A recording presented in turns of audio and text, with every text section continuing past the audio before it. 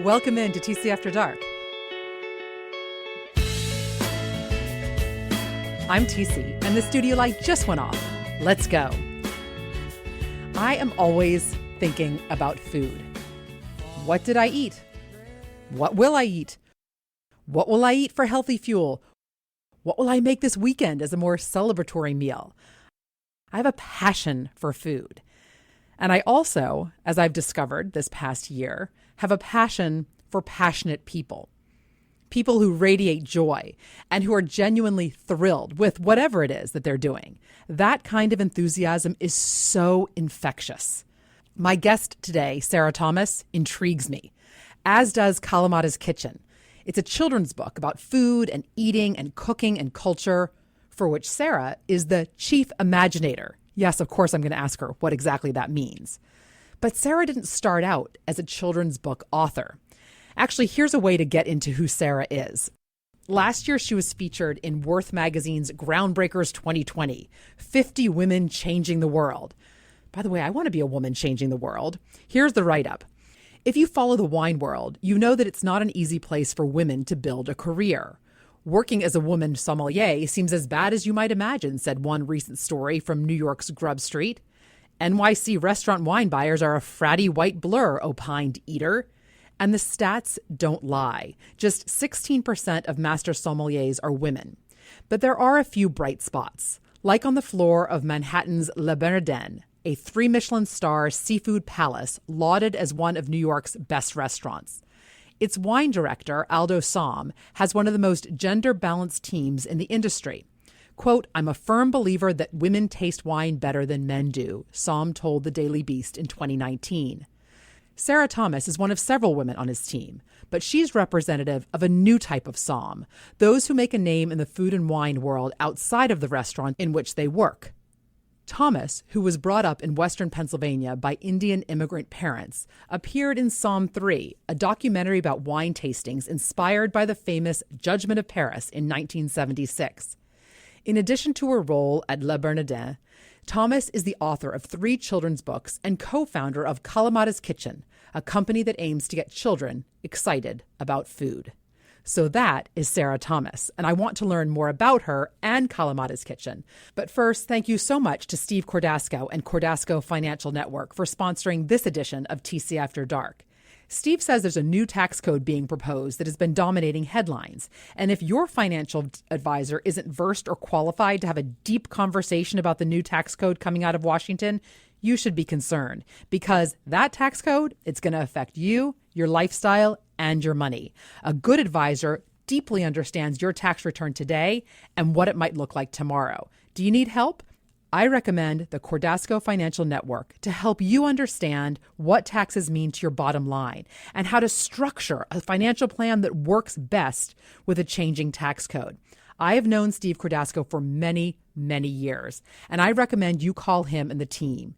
Their on-staff CPA professionals work with you and often with your tax filing professional to help you better understand how the tax code could impact your future. Schedule your free financial planning consultation today. Call 855-558-3500. Be sure to mention TC After Dark. Call 855-558-3500. That's 855-558-3500. They're a member of FINRA, securities provided through Andrew Garrett, Inc. Thank you, Steve Cordasco. Now, without further ado, Sarah Thomas, welcome in to TC After Dark. Thank you so much for having me. All right, so I have to start with you. We will get to Kalamata's Kitchen, I promise, but boy, are you an interesting person. I am always fascinated by someone who starts at A and ends up at B and then C, which is sort of how I think of where you are. When you started college, and I read, correct me if I'm wrong, then got a master's in English Renaissance Lit, you did some pre-med work. Did you ever think you were going to end up here? How did that happen? And how, in the midst of all of this, did you become a sommelier, which, by the way, I also read 16% are women? So how did this all happen? I need a little Sarah Thomas background before we go forward. Well, you've done your research. That's all of those things are true things that I did. But No, the first question is no, I did not think that I would be here when I started college, because I think here I'm in a job that we can talk about later that I just didn't know existed. And, I'm very lucky. I'm one of those people who gets to say that my dream job, I had a friend who helped me manifest a dream job, and I'm getting to do it now. So no, I didn't know that. What did you think you were going to do with your life when you were a freshman in college? If I had said to you, Sarah, what do you think? What would you have said? I definitely thought I was going to be a doctor. A doctor. If you'd asked me, my freshman year of college, I would have said, yeah, I'm going to be a doctor. Like there was no question. Do you know what? Can I just interject something personal? Yeah, me too. I was a biology major. Like what? Here we are. Crazy. Yeah. So you've gone a little further down the road, but go ahead. Okay, so you were going to be a doctor. I was, and then I was really young when I started college, and I found myself struggling for the first time with work, and it was only specifically in the work that was that everyone was like, well, you need to take these classes to become a doctor, and I was like, well, if I can't do these, then maybe I'll be a terrible doctor, and I just was convinced that I would not live up to like what I could do, and it was a whole thing, and so. The one class that I was really enjoying happened to be taught by an incredible professor. She was so enthusiastic about what she was doing, and she specialized in Renaissance literature. And I sort of fell in love with. I always loved reading, but I really fell in love with literature because of her. And I have this. I realized it has emerged as a theme in my life that I didn't recognize at the time, but I totally just dove in, I was like, I like this. I'm going to do it. I didn't tell my parents that I was switching. But because I was still underage, they got my grade reports. And then after a second semester or something, and all of my classes were political science and literature, they were like, what is this? And I was like, oh, I forgot you were going to see those. Okay. We have a conversation. Anything you want to tell us, Sarah? Because maybe you're not going to go to medical school. I'm just asking. Yeah. And then I sort of entertained a notion of maybe doing an MD, PhD, and being a professor. I loved studying, and I loved the idea of teaching. I was a teaching assistant. I was a skiing instructor. I loved all of those aspects of it. And I thought, I see that train in your life, the teaching part. Yeah. Because I see that as a sommelier, and now what you're doing with Kalamata's Kitchen. It's all teaching, just in a different, unique way. Yeah, I think that's totally true. And again, I wasn't thinking of it from that perspective, even though it seems obvious now. I wasn't thinking of it from that perspective, even when I did then decide to eventually. I did my master's in Renaissance literature, and I realized that the pool of people that I would be talking to about this very specific subject was so small. And maybe there was some way I could use these skills, but broaden the audience a little bit, and I didn't know what to do. So I was doing a post-bac because I decided to switch back to medicine, crazy, and also started working in a restaurant because I was like, I just have to do something non-academic. I've been doing this for so many years, and that was the next point in my life where I was just like, oh, I like this, diving in. And I left the post-bac because I fell in love with bartending, service, fine dining, food, hospitality, and wine. But having never you didn't grow up doing that. That wasn't something you knew about. You just dove in. I dove in, and it's funny because again, I can look back and be like, I was always obsessed with eating. I love food. I love it's the central element of my life is definitely food and my family. I'm obsessed with food. I think about it all the time. And at that point I was like, well, what do I really love? I love food. Okay, I'll go work in a restaurant. And I'd written my dissertation on a metaphysical poet named Henry Vaughan, who also happened to be a physician, and all of his his medicines that he invented were alcohol based because it was a Renaissance period. And so when I finished my dissertation, I threw a party in Cambridge for my friends, and all of the cocktails were Henry Vaughan themed. Come on, so nerdy and stupid. But then I was like, maybe I should be a bartender. I put no more thought into it. It might be nerdy, but it's kind of fabulous. I mean, let's just say that, right? I bet it was a really good party. It was very fun. But yeah, there was no there wasn't much more to it than that. I was like, this seems like a fun job, but I happened into it that way. And I just fell so in love with the restaurant industry. And I mean, yes, at that time, it was very much glamorized for me, as it is for many people when they start. The realities of working in the restaurant industry are much different. Sure. But at that time, I was totally swept up, and I loved it. Well, you said that you love studying, and that has to be clear from everything I know about becoming a sommelier, and especially the level at which you have achieved. It's no joke. But I'm amazed at Do you think you have to have a gift of a nose or a taste or a palate? Truly, you think anybody could just, if they really want to, learn to be a sommelier? Yeah, I forgot this was a podcast, and I'm like vigorously shaking my head. She now is vigorously shaking her head. I can attest to this. Yeah, and I think you can. Yeah, I don't think that I'm like a super taster or a super smeller. Really? I really don't. I mean, I think I love food, and as a result, I remember a lot of the things that I eat and drink.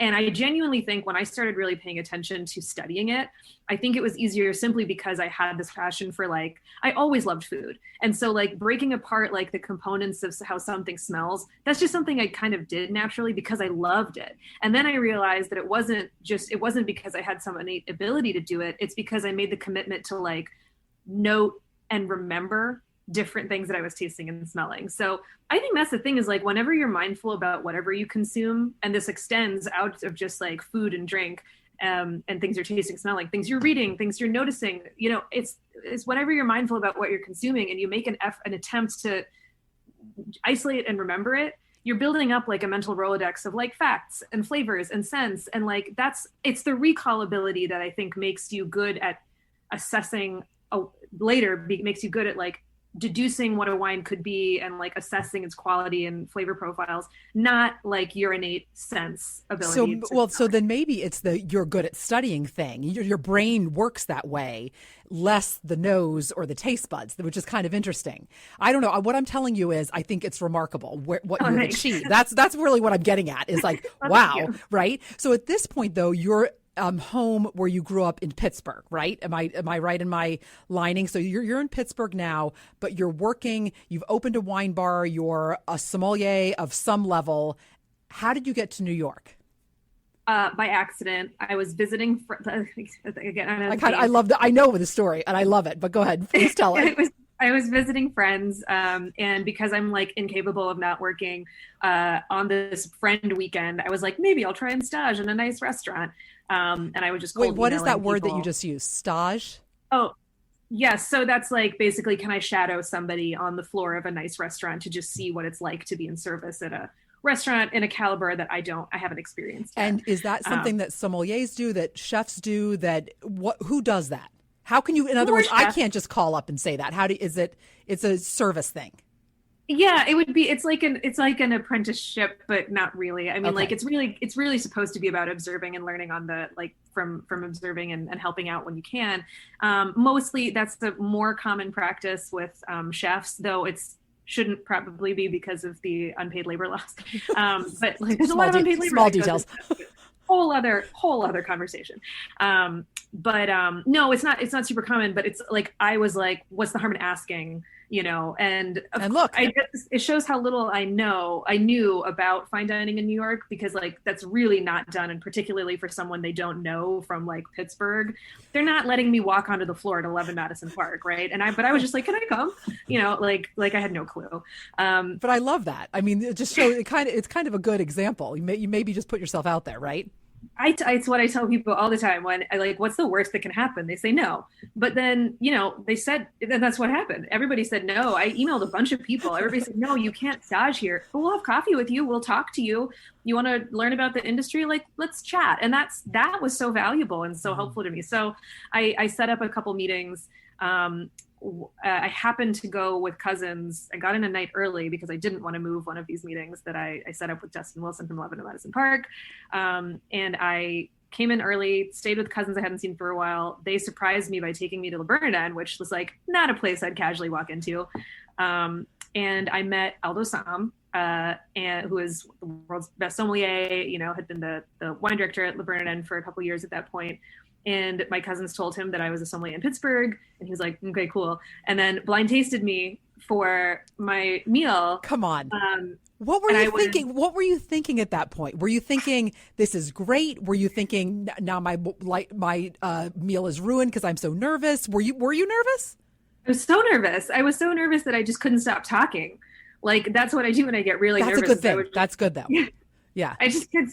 So I just describing the wine, whatever. I don't remember a thing that I ate, which to this day I tease him about. It was like, you owe me a meal because I don't remember I don't remember the food. but he never told me what I got right or wrong, because that's not really the point of it. But he did at the end of the meal basically say, like, what do you want to do with your life? I told him I was maybe considering, leaving Pittsburgh. I was going to move to Philadelphia actually and work at Vetri. I believe that's another similar. Yeah.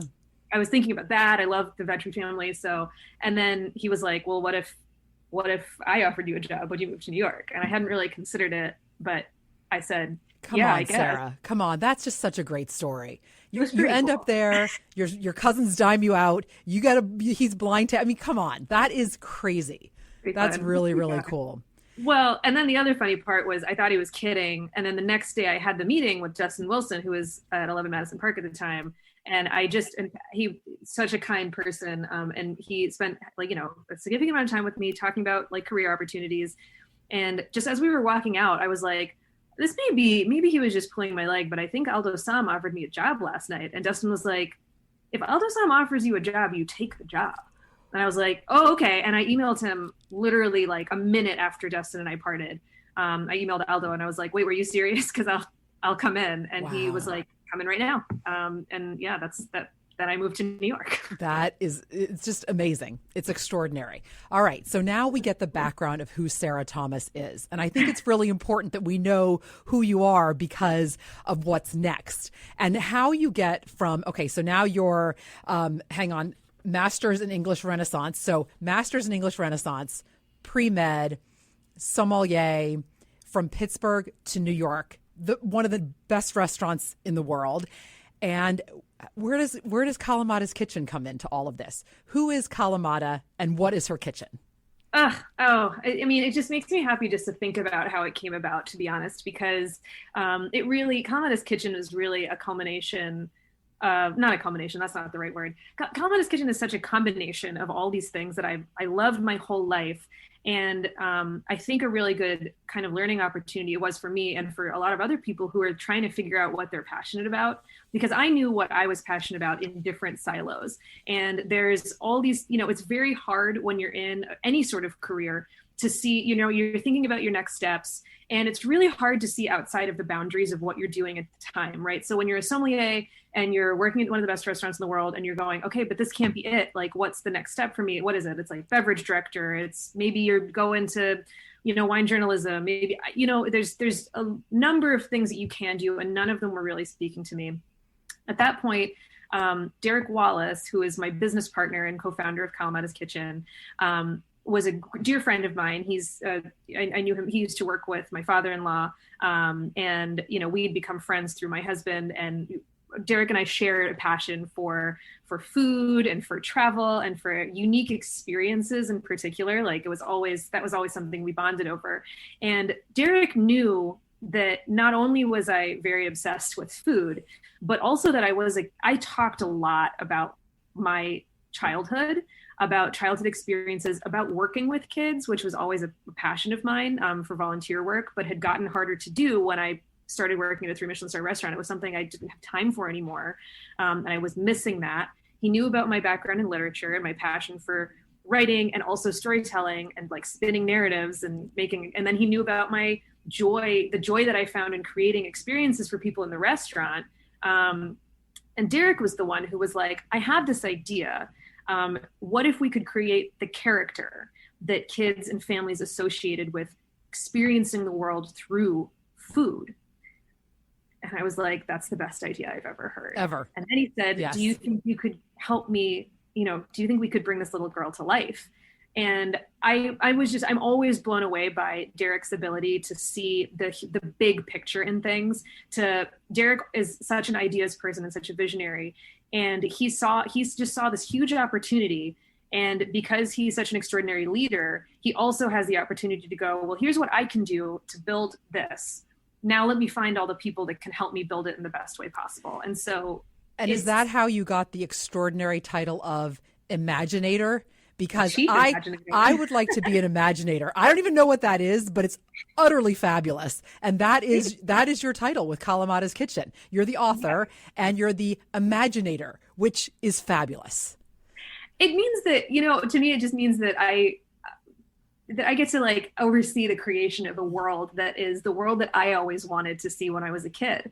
You know, with characters that are beloved by everybody, that have the huge appetite for adventure, who get to celebrate the things that are unique about themselves, and particularly for Kalamata, what's unique about her, but also really share it with others and celebrate what makes other people unique as well. Like, these are all things that, and to do it through the medium of food, I mean, these are all things that I would have loved to have as a child. And so I guess the Imaginator moniker is because this didn't exist, and now it does. And so the title didn't exist before, and now it does too. And we get to build everything. I love it. I feel your passion. For the first thing I want to say is I feel it so strongly. I love that it's through children, because I feel as an adult, my favorite shows on, you know, the Food Network were, you know, the late great Anthony Bourdain and Andrew Zimmern. And these are people that show you the world through food. And so I'm sitting there in my living room. I'm not even tasting it, but I can get a sense of it. And you learn about culture and you learn about other people through the very commonality of eating. And we all do that, but in such different ways. And so what you're doing, taking a little girl, a character who has such life, and by the way, don't forget her stuffed alligator al dente, having the two of them bring these worlds to life is so compelling to me. And I really think you guys are onto something. Tell me about her magical kitchen table. Yes, absolutely. I mean, I just want to go back to something. You hit on something that is so important to us, right? Which is, you know, when we, you know, adults have learned so much from people like Anthony Bourdain. And in fact, the idea was inspired when Derek was watching an episode of Chef's Table. And again, you know, we're learning through the stories of people who've created these amazing food experiences for others. And what's key there is that, like, it's particularly for Bourdain, he was really cooking in his shows, right? Like, he was really just opening doors into other people's lives. And that's what was so compelling about it. It wasn't that he was creating a dish. It was that he was opening a door into the creation of someone else's life. What made someone else's. And so, you know, the ability to do that for kids just means that I think that the earlier and earlier you start to open those doors, the more likely kids are going to really espouse the values that I think, you know, Anthony Bourdain and many others like him taught us, which is to learn empathy through literally sitting at the other side of the table and just looking at someone else's life through something that we all share, a fundamental component, which is their food. And we describe her as Anthony Bourdain meets Dora the Explorer. And so for the actual stories, to go back to your question, Kalamata believes that her kitchen table is magical. Yeah, I was going to say, this is absolutely true. This is not a belief system. Her kitchen table is magical. And she and Al Dente, they go places. With a chef. Her kitchen table. With a professional taste bud. Go ahead. Yes, oftentimes, yes. So Kalamata and Al Dente are inspired by all the things that they taste, smell, see, everything around them. And often they can harness the powers of those tastes and smells and senses around food to inspire an adventure. They go under their kitchen table, and under the kitchen table, they can be transported anywhere that their imaginations can take them, inspired by a food memory. We all have them. It's so fun to sift through these, and everybody has something. And you can literally, when you ask somebody about their favorite food memories, you can watch them be transported just when they're sitting in front of you. So I just tried to capture that idea in a graphic way for kids, to watch Kalamata and Al Dente go under the table and then in their imaginations float off to something that's inspired them by a food memory. And it's just very fun. You know,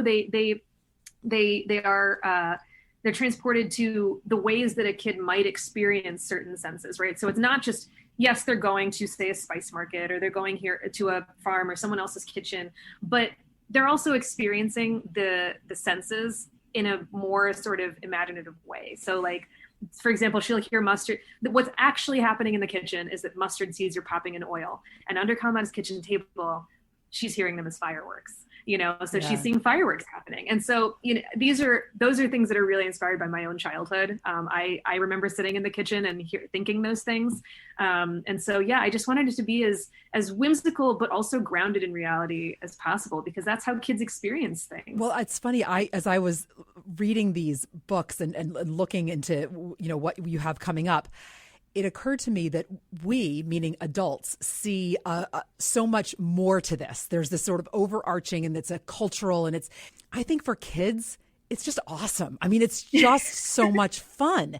But I think that is the trick. And I think that's what you've captured in this, is something that is fun and adventurous and special and unique, and something that kids can then read and also experience, because there are recipes and there are ideas, and they're going to want to cook and try the things that they read about.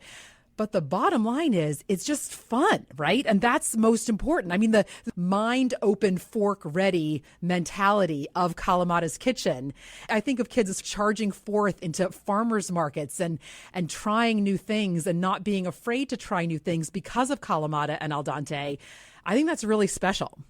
Thank you. Thank you. And that is exactly the idea of Mind Open Fork Ready comes from the Taste Bud Pledge, which are the words that Kalamata and Al Dente live by. And you really hit on it when you said that, like, kids have to find this fun. And we say this all the time, that the characters exist for kids to love them. Right. Adults need them, though, right? You can use this as a resource to help your kids kind of experience the world in a different way. And it's all inspired by the Taste Bud Pledge, which is, I promise to keep my mind open and my fork ready to try each new food at least 2 times, and to share what's on my plate when someone doesn't have enough. What's better than that?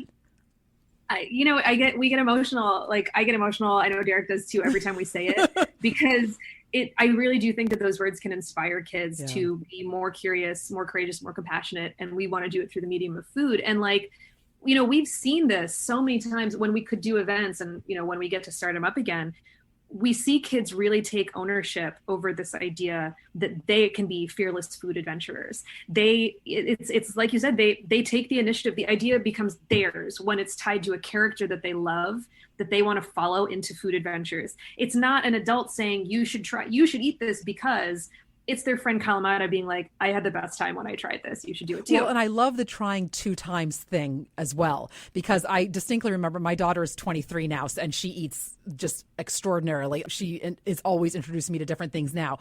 She did go through a beige phase. There was a beige phase when she was very young, and it was, a pasta situation. That was all that she was eating. But I love, like, the trying twice. You might not like it the first time.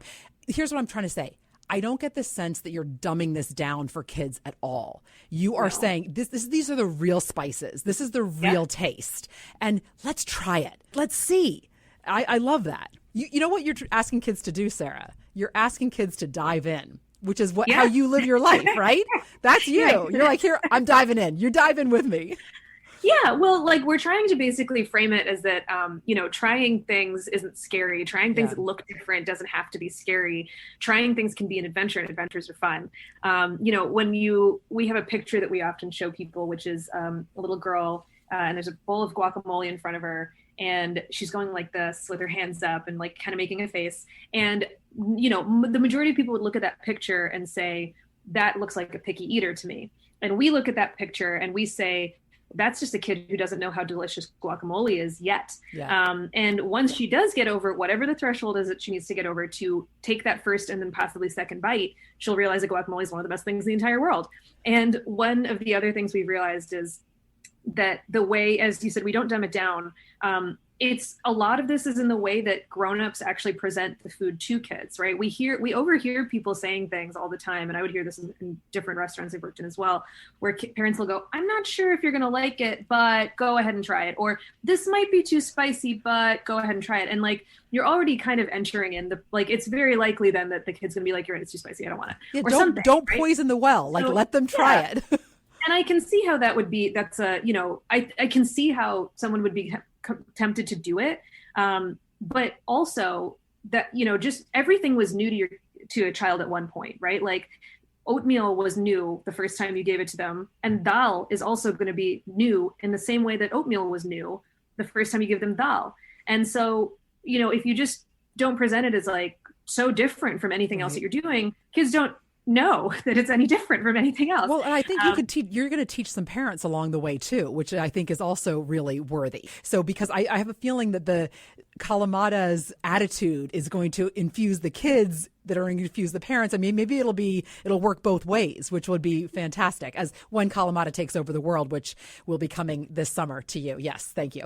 Yes. Well, yeah. I mean, we at events, a lot of times we'll see like parents will be like, no, my kid only eats beige food, or no, right, my see? kid only eats, yes. And I'll be like, oh, that's so interesting. Like, which one's your kid? And then we'll look over and like their kid will be like chugging beet juice in the corner. Or there was one mother who was like, my daughter cannot handle spice. And then her daughter went back for seconds of like a spicy chorizo bite. Incredible. And it was, yeah. And it's just like, there's no, casting no, blame anywhere on, parenting is hard. And like, it's very hard, but it is interesting. I would love for Kalamata's Kitchen to be considered a resource, just another tool for parents to maybe see if this approach that we have is something that could help potentially, open up kids' minds and, to the possibility of just trying something new.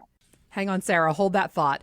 What a perfect episode to be sponsored by Wild Alaskan Company, because at least twice a week, I have salmon or whitefish from Wild Alaskan Company for dinner.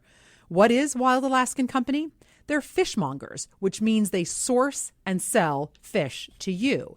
And the founder comes from a long line of Alaskan commercial fishermen. So they're experts in getting the highest quality, sustainably sourced seafood right to your plate, right to your door. As a member of Wild Alaskan Company, you'll receive a variety of delicious, perfectly portioned, wild-caught seafood delivered to you. They're so confident in the taste and quality of Alaska's seafood that they offer a 100% money-back guarantee. You can change or pause your delivery date anytime. So eat what I eat. Get at your home what I have in my home and support this podcast by ordering your first box today. Right now, you can get $15 off your first box of wild-caught seafood when you visit wildalaskancompany.com/TC.